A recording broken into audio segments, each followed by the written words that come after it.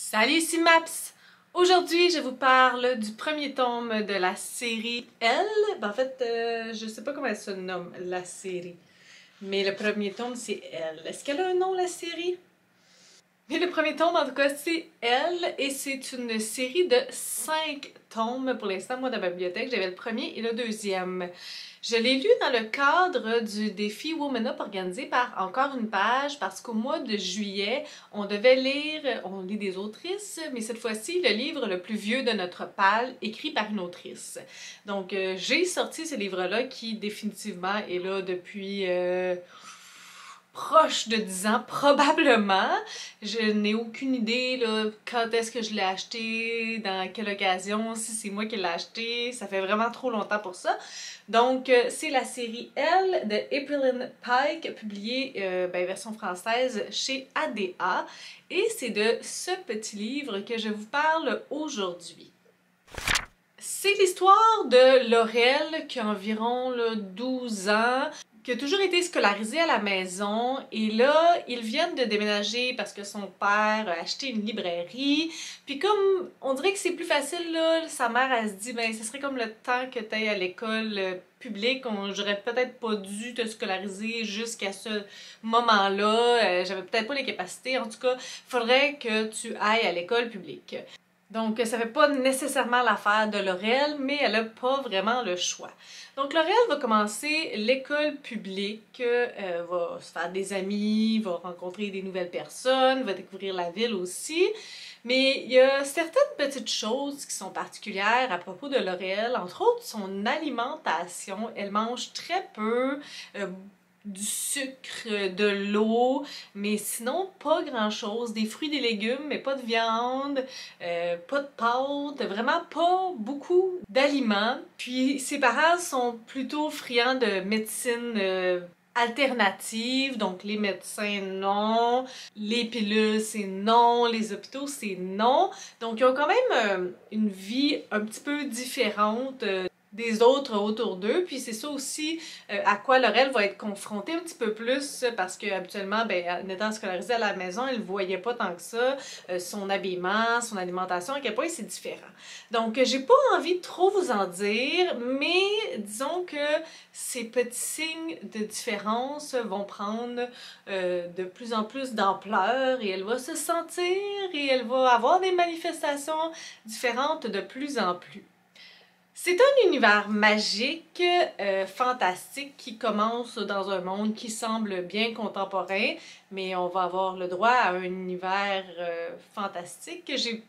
C'est pas une surprise, là, probablement ça le dit ici, que ça va parler de fées, puis ça s'appelle Elle. Mais c'est beaucoup plus que ça comme univers. C'est sûr qu'on y arrive petit à petit, mais on n'a pas entrevu encore tout de cet univers-là. Qu'est-ce que j'en ai pensé de ce livre-là? En fait, je m'attendais vraiment à rien, ok? Je savais pas à quoi m'en tenir, je l'avais jamais lu, c'était pas une relecture de mon enfance, donc je me suis lancée dans ce livre-là en me disant comme ça me tente pas tant, mais bon, je suis bonne joueuse, puis ça a pas l'air d'une si grosse brique. Et ma foi, je me suis fait prendre au jeu, mais solide. En premier, j'aimerais ça vous parler de l'écriture qui se lit vraiment très bien, malgré que ce soit une traduction. J'ai pas ressenti de lourdeur. Il y a un rythme assez rapide d'événements, on s'étire pas dans les descriptions. C'est young adult, mais je dirais que ça tend même un peu plus vers le jeunesse comme premier tome. La protagoniste est même à l'âge limite, là, puis il y a un peu une confusion sur l'âge, mais ça a un lien avec l'univers magique, puis je vais laisser ça comme ça. Mais je suis embarquée dans l'histoire, puis ça commence vite. C'est le trope de la fille qui change d'école, mais cette fois-ci qui fait juste arriver à l'école publique.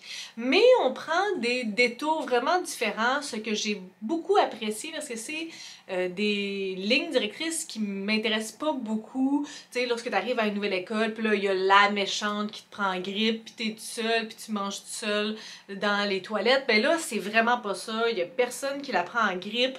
C'est vraiment une arrivée tout en douceur. Il y a même un gars qui s'appelle David qui va réaliser qu'elle est nouvelle, puis tout de suite il va lui dire genre est-ce que tu veux venir manger avec nous, tu vas aller manger dehors, c'est pas grave, je peux aller manger dehors avec toi, est-ce que c'est correct, est-ce que tu sais, il est tout le temps en train de valider ça, puis j'ai trouvé ça beau. J'ai trouvé ça super intéressant, puis c'est vraiment quelque chose de tout doux, là, son arrivée à l'école, puis j'ai trouvé ça merveilleux parce que c'est pas souvent ça qu'on lit dans ce type de trope-là. L'arrivée dans une nouvelle école engendre différentes choses, puis ben, habituellement, c'est surtout la personne qui arrive qui remarque des créatures étranges, mais là, cette fois-ci, c'est comme un peu inverse parce que c'est elle, mais c'est pas le focus parce que les autres vont pas faire comme « Oh mon Dieu, c'est une créature étrange », donc j'ai vraiment apprécié toutes ces douceurs-là. Et il y a aussi habituellement toute l'histoire des parents. Puis là, je veux pas trop m'avancer pour pas vous en dire si vous l'avez pas lu, mais ce que j'aime pas, c'est lorsque les parents le savent, puis ils l'ont caché en se disant que ça apparaîtra jamais, puis on n'est pas là. Et l'explication derrière tout ça, elle est ultra satisfaisante. J'ai vraiment apprécié l'explication du pourquoi, du comment. Puis on découvre est-ce que les parents savaient, est-ce que les parents l'ignoraient, ou si oui, pourquoi. Donc vraiment, ça, c'est un autre aspect des univers magiques dans ce type-là qui me rebute un peu parce que c'est surfait ou c'est juste parce que je trouve pas ça logique. Et cette fois-ci, j'ai vraiment beaucoup apprécié. Donc, on continue avec cette histoire-là. Les personnages sont super importants. En premier, Laurel, qui est vraiment intéressante à suivre. Elle a des réactions impulsives, mais beaucoup plus dans le repli sur soi-même. Puis parfois, elle fait des choses, on se dit comme tu devrais pas faire ça, mais on comprend pourquoi elle le fait, puis il y a comme une raison logique malgré tout. C'est pas juste de l'impulsivité sur impulsivité. Donc, c'est un personnage que j'ai beaucoup apprécié. Et souvent, les personnages qui découvrent, qui font comme un... C'est coming of age, je sais même qu'est-ce que ça s'appelle, mais là, c'est fantastique en plus parce que ben, c'est une fée. Habituellement, ces personnages-là sont très seuls dans la découverte de qui ils sont ou lorsqu'ils se font trouver, c'est pas par la bonne personne. J'ai l'impression qu'ils sont souvent dans la solitude et là, non, elle ne l'est pas et c'est même pas nécessairement un autre fait qui lui permet de s'accepter. J'ai trouvé ça vraiment incroyable. L'aide qu'elle a, puis l'épaule attentive qu'elle a, l'ami qu'elle a qui l'aide à s'accepter et comment il fait ça, tout en douceur, en respectant son rythme, en acceptant tout simplement l'impossible. Vraiment, là, il y avait plein d'éléments dans ce livre-là que j'ai trouvé tellement brillant. Donc oui, David, c'est un personnage que j'ai beaucoup aimé, que j'ai trouvé très cute, patient, aidant, courageux, un peu reckless parce que tu sais, lorsque t'es un humain puis que t'es dans un monde que d'autres créatures, c'est un peu dangereux, mais bon, avec un grand cœur, c'est un personnage là, tout doux. C'est vraiment ce qui ressort de ce personnage-là. Et pendant un certain temps, je me suis dit comme est-ce qu'il va virer autre chose? Est-ce que c'est une fausse gentillesse? Parce qu'on dirait qu'on est comme habitué à ça, hein, des personnages qui sont gentils, mais qui attendent plus. Et non, c'est un vrai fin, un vrai fin. Il y a un autre personnage qui va rentrer en jeu plus tard, puis celui-là, j'étais comme un peu moins fan. Un personnage qui fait partie de l'univers des fées, qui va apporter beaucoup de réponses à Laurel, ce qui est vraiment intéressant parce que nous aussi, on apprend à propos de l'univers, à propos de qui elle est, puis on a certains indices avec ce personnage-là.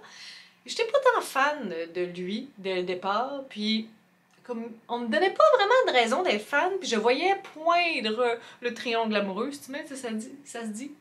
Je voyais arriver le triangle amoureux, puis j'étais pas d'accord avec ça. Puis là, ça m'a fait réfléchir à ce trope de triangle amoureux. Je suis souvent insatisfaite parce que, oui, le personnage peut être pris entre deux, mais moi, j'ai une idée très claire de celui qu'elle devrait choisir. Et c'est ça que je ressentais en lisant le livre, comme elle avait un certain attrait par rapport au deuxième garçon qui est une fée. Puis elle était prise avec son humain qui a été tellement fin pour elle. J'étais comme, ah non, ça le fait pas. Ça le fait pas. Moi, je sais exactement ce qu'elle devrait faire. Et je dois, malgré tout, vous dire qu'à la toute fin, il y a eu des révélations. Et ça a vraiment changé ma perception de ce triangle amoureux-là. J'ai ressenti le solide dilemme auquel elle était confrontée. Et là, je me suis vraiment dit, être dans sa place, je sais pas trop ce que je ferais. Fait que là, j'étais comme, c'est-tu la première ou une des premières fois, en tout cas que je me souvienne, qu'un triangle amoureux est si efficace, puis j'ai hâte de voir comment ça va continuer, parce que j'y croyais pas jusqu'à la fin, donc ça m'a vraiment reviré de bord, et j'ai beaucoup apprécié ça. En parlant de la fin, l'univers magique, on le découvre petit à petit, mais on n'a pas tout le portrait, on en sait très peu parce que Laurel en sait très peu et au fur et à mesure du livre, on a certaines informations, on a une perspective d'aller découvrir cet univers-là, mais ça se passera pas dans le premier tome. Et lorsqu'on a eu plus d'informations sur cet univers-là, j'étais aux anges parce que c'est un concept, un lieu que j'aime vraiment, vraiment, vraiment beaucoup. Donc j'étais complètement vendue, là. Ça a pas pris 2 secondes, j'ai vu ce mot-là, j'ai vu cette location-là, j'étais comme... Je trippe encore plus. Donc, j'ai aimé les personnages, j'ai aimé l'univers, j'ai aimé l'arc narratif. C'est vrai que ça va vite un peu, mais tu sais, c'est quand même du jeunesse young adult, puis ça m'a permis d'embarquer. Il y a des bonnes intrigues, il y a des bonnes manières aussi de les résoudre, c'est comme très cohérent. Il y a des méchants, puis on a un petit aperçu aussi là, de ce que va être l'avenir. C'est un livre que j'ai adoré, vraiment, et je ne m'y attendais pas du tout. Donc, j'ai envie de mettre le 2e tome bientôt dans mes prochains mois de lecture et à voir pour découvrir ce que je pensais du reste de la série. Mais définitivement, je suis charmée, conquise et il y a plein d'éléments que j'ai trouvé intéressants, novateurs ou abordés de manière différente. Donc ça m'emplit d'un bonheur indescriptible.